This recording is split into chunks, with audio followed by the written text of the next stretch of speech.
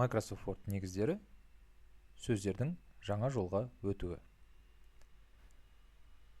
Сөздердің жаңа жолға өтуін бірнеше жолмен қадағалауға болады. Ең негізгісі сіздерге мысал ретінде түсінікті болу үшін мына мәтініміздің бірінші жолының соңына курсорды қоямын да осы жердегі сөздерді өшірейін.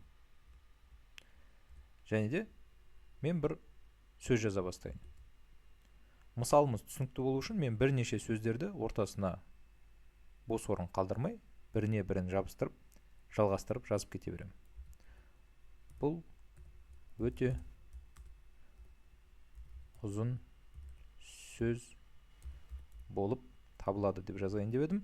Белгілі бір шекке жеткен кезде ұзын сөз бірден жаңа жолға көшеді. Бір жағынан бұл өте ыңғайлы. Сіз қай кезде мен жолдың соңына жетіп қалады екем, қай кезде мен жаңа жолға көшу керек екем деп уайымдамайсыз. Алайда белгілі бір қиындықтар бар. Ол қандай қиындықтар? Мысалы, мәтініміз осылайша ені бойынша түзетілген болатын болса, біз көріп отырмыз. Екінші жолдағы сөздердің арақашықтығы бірінші жолдағы сөздердің арақашықтығынан әлде қайда аз. Және де сөздердің арасында осындай үлкен орынның, бос орынның қалуы онша әдемі болып көрінбейді. Сіздің жалпы мәтініңіздің келбеті нашарлап кетеді. Бұл тек қана осы ені бойынша түзетілген кезде ғана емес, мысалы, сол жақ шеті бойынша түзейтін болсақ та, жолдың соңында өте үлкен бос орын қалып тұр. Мәселені қалай шешуге болады? Мәселені шешудің бір жолы, біз осы ұзын сөздің қай жерден буыны бітіп бөлінетінін білеміз, және де сол жеріне сызықша қою арқылы сөздің белгілі бір бөлігін бірінші жолға және де қалғанын екінші жолға өткізіп жібере аламыз. Бірақ бұл тиімсіз шешім. Оның бірнеше тиімсіз тұсы бар. Бірінші тиімсіз тұсы әрине сіз осылайша өзіңіз бүкіл мәтінді зерттеп, қарап, әр жерге сызықша қойып отыру ыңғайсыз болады. Бұл бірінші мәселе. Екінші мәселе, сіздің форматтауыңыз өзгеріп кетуі мүмкін. Мысалы, сіздің мәтініңіздің өлшемі кішірейіп кетсін. Онда біздің ұзын сөзіміз толығымен бір жолға сыйып кетті де, сонымен қатар оның ортасында қажетсіз дефис пайда болды. Бұндай шешім болмас үшін, бұндай жағдайлар орын алмас үшін бізде келесідей орнатылған шешім бар. Ол шешімнің қолданысы бізге айқын көріну үшін өзіміз енгізген сөзді өшіріп тастайық біріншіден. Екіншіден, біздің мәтінімізді сол жақ бойынша түзулеп қойық. Сонда осы жолда болып жатқан көшірмелер бізге қазір айқын көрінетін болады. Енді жаңа жолға көшірулерді Microsoft Word бағдарламасы өздігінен реттеу үшін біз макет бөлігіне келеміз. Осы жерде расстановка переносов деген бөлік бар. Ашып көреміз. Қазір нет деген бөлік таңдалған. Біз авто деген бөлікті таңдаймыз. Байқағандарыңыздай, бірнеше сөздер буынға бөлініп, кейбір бөлігі алғашқы жолда, ал қалғандары кейінгі жолға ауысты.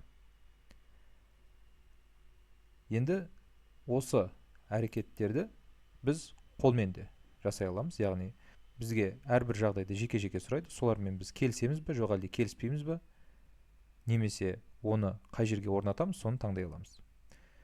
Осы көшулердің баптауларын ашатын болсаңыздар, бұл жерде бірнеше баптаулар бар. Егер автоматты түрде жаңа жолға өтулерді белгісін алып тастайтын болсақ, белгілер автоматты түрде қойылмайды. Барлығы бас әріппен жазылған сөздерді көшіреміз бе, көшірмейміз бе таңдаймыз. Сонымен қатар біз қатарынан қанша жолды жаңа жолға көшіре алатынымызды таңдай аламыз. Егер жоқ деген белгі тұратын болса, онда бізде шектеу жоқ. Қатарынан барлығы жаңа жолға көшірілуі мүмкін. Мысалы, мына жерде 4 жолда қатарынан жаңа жолға көшіріліп тұр. Енді біз осы жерде баптау ретінде 3-ті беріп көрейік. Көрдіңіз ба? 3 жол қатарынан жаңа жолға көшірілді де, соңғысы көшірілген жоқ. Осы тақырыпқа сәйкес бізде тағы да екі құрал бар. Ол үзіліссіз дефис және де үзіліссіз бос орын. Мысалы, екі сөз белгілі бір ережелерге сәйкес бірінен бірі ажырамау керек, яғни сөздің жартысы бір жолда, жартысы екінші жолда болмау керек.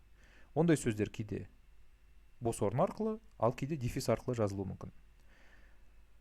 Мысалы, мына екі сөз бір-бірінен қалайда ажырамау керек деп есептейік. Дәл қазір бізде қандай шешім орын алады?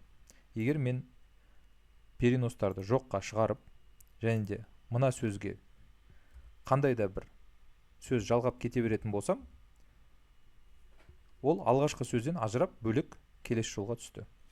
Енді ондайды қалай болдырмаймыз? Ол үшін мына бос орында жай ғана бос орын емес, Ctrl және Shift батырмаларын басып тұрып, содан кейін бос орынды қоямыз.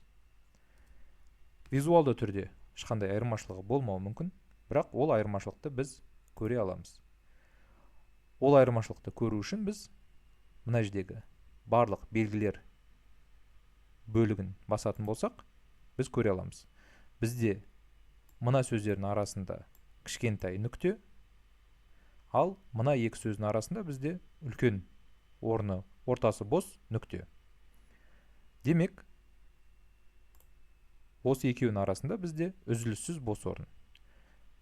Белгілерімізді қайтадан жасырайық та, мына сөздің соңына әріптерді тіркеп жазып көрейік.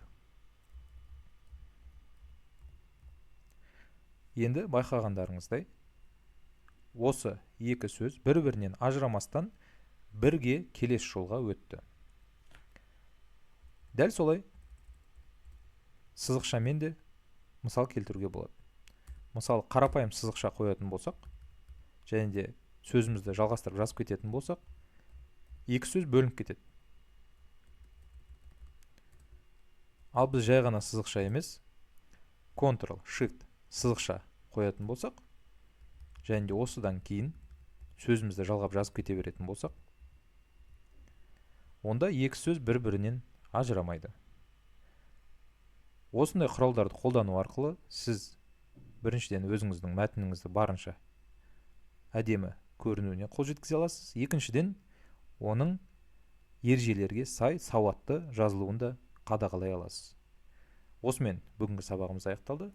Сабақ түсінікті болса, келесі сабаққа өте беріңіз.